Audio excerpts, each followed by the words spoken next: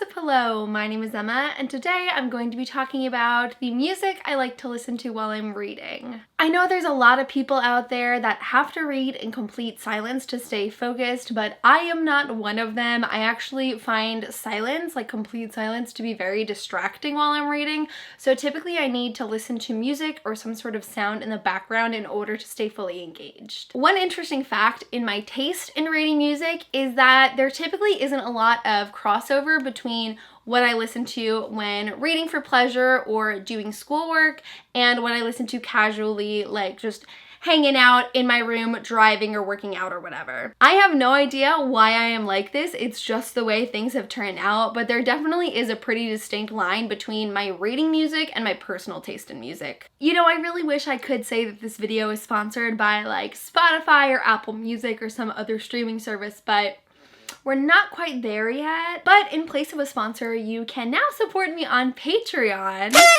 Yes, I have opened up a Patreon where if you would like to, you can further support my channel and get access to a few extra perks and maybe some additional content. If you want to continue just watching my videos for free, that is more than enough for me and I really appreciate your support, but a few of you have expressed interest in wanting me to open up a Patreon, so it's in the description below if you'd like to check it out. Now, the one issue I encounter when making a video about music is copyright, so I don't exactly know how I'm going to be able to show you the music that I am talking about. Ideally, I'll be playing one of the artist's songs in the background while I talk about their music, but I don't exactly know how that's gonna work. Maybe we'll throw in an embarrassing dancing clip that's sped up to compensate for that. But otherwise, I will leave links to where you can listen to all of the artist's music in the description below, as well as any playlists and such that I talk about in the video. The first group I'm going to be talking about is Odesa. Odesa has a very bright, vibrant, and colorful sound. When I listen to them, I just feel so happy and uplifted. They are strongly an electronic music group, but I do feel there's a lot of pop influence there,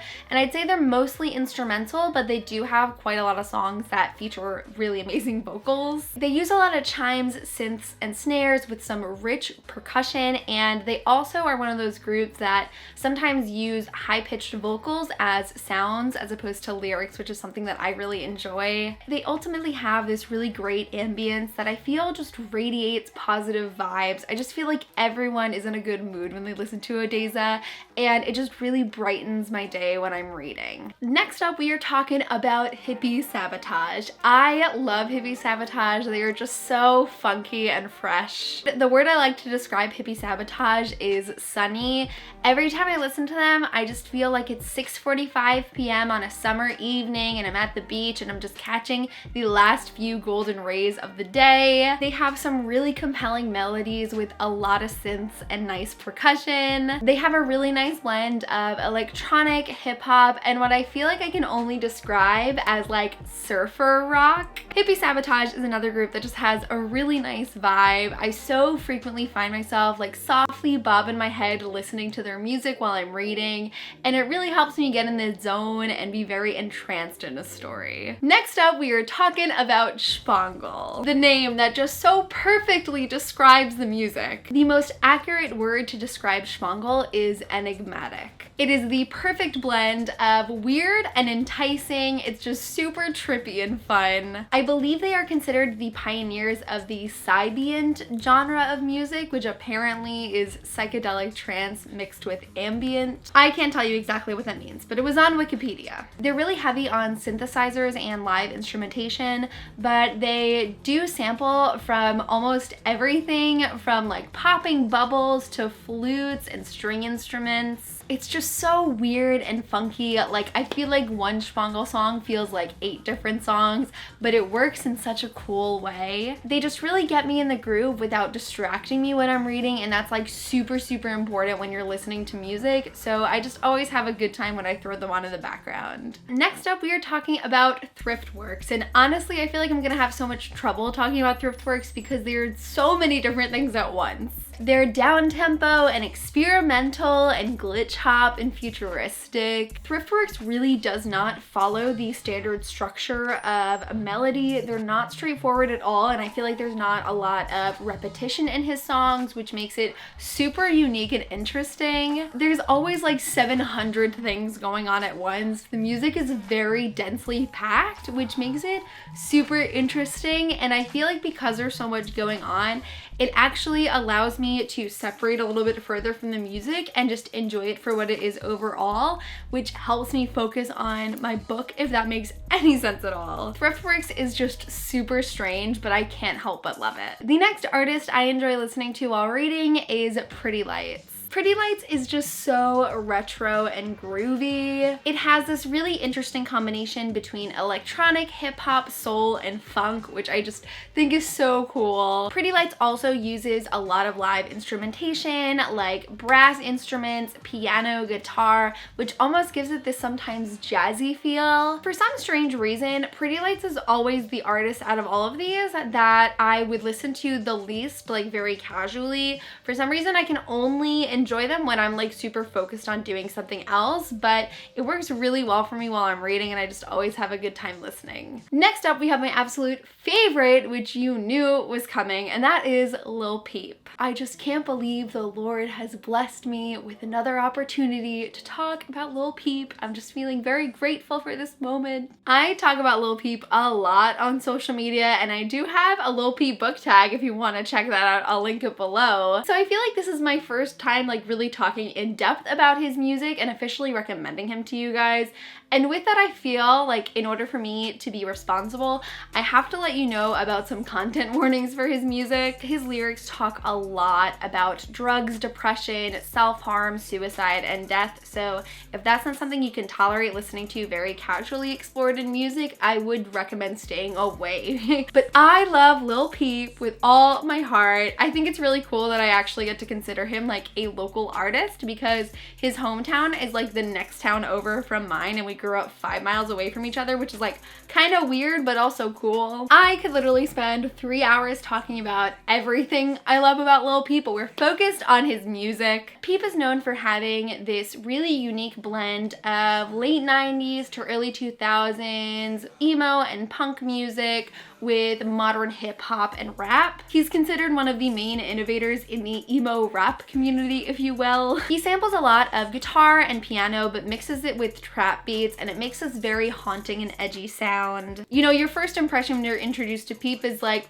wow, that's really depressing. And I'm like, you're right, but as a lyricist, I think he's a great storyteller. And beyond Pete being incredibly talented, and I feel just embodying what it means to be a true artist, I am just obsessed with his multisyllabic rhyme scheme, and I feel like no one appreciates it, so I need to talk about it. But multisyllabic rhymes are pretty straightforward. It's a pattern of words where multiple syllables rhyme with each other. And when I'm referring to rhyming, I don't mean that all of these words exactly rhyme with each other, but by the way that they're spoken, the consonants or the vowels sound the same. For example, in his song 5 Degrees, he says, "Don't stutter, slang from the gutter, got bang for your butter, got my name from my mother, no other, shining through the shutter, say she over me, whatever, cause she underneath my cover." Take slang from the gutter, bang from your butter, and name from my mother. So slang, bang, and name all rhyme. From the, for ya, and from my all rhyme, because when you say my, it's ma, so it's from the, for ya, from ma. And obviously gutter, butter, and mother all rhyme. No other, shining through the shutter. And you can go even deeper to the sounds of the TH in other, and the TH in through, and the SH in shinin', and the SH in shutter. It's fucking incredible, right? Say and she have that alliteration, and over me, me rhymes with she. And the final line goes back to that initial rhyme scheme with whatever. Obviously, whatever does not rhyme with gutter or butter, but when you say everything with a Long Island accent, colloquially it rhymes. So you have whatever, cause she underneath my cover. I don't think that made sense to anyone, but I just love his rhyme scheme so much, and I just really needed to talk about it, so hopefully more people can appreciate it. If you haven't caught on, I just love Lil Peep with all of my heart. His music means the world to me, and I'm just so grateful I discovered him in his music. And finally, on my list of music I like to listen to while reading, it is not actually an artist, but technically a subgenre, and that is Studio Ghibli lo-fi music. Now, I can't sit here and pretend like I'm this Studio Ghibli super fan that has been watching the movie since childhood, because I only first started watching them last year, and at this point I've probably only watched about 5, but I am slowly making my way through their entire filmography. But the films I have watched have just filled me with such immense joy. I love the animation style, the storytelling, but especially the music. Studio Ghibli Lo-Fi is pretty straightforward. They sample songs from the soundtracks of Studio Ghibli films, or even some sounds out of character dialogue and such,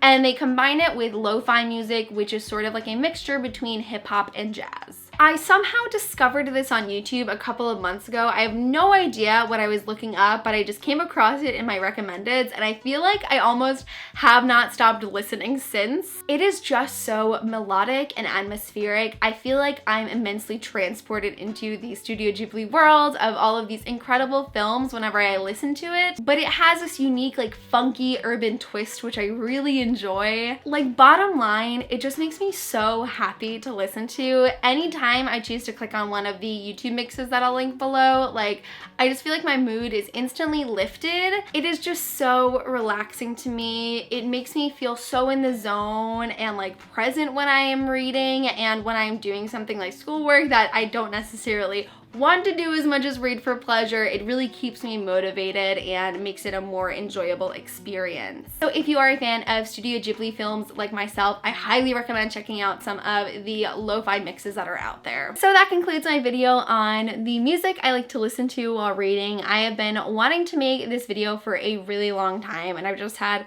so much fun gushing over some of these artists with you guys. Again, go check out some of the artists and playlists and mixes that I've listed in the description. And in the comments below, I would absolutely love to hear if you guys enjoy any of the artists that I talked about in this video, or whatever music you like to listen to while reading, because I'm always looking for recommendations. But that is it for this video. Thank you guys so much for watching, and I will see you soon for a new one. Bye!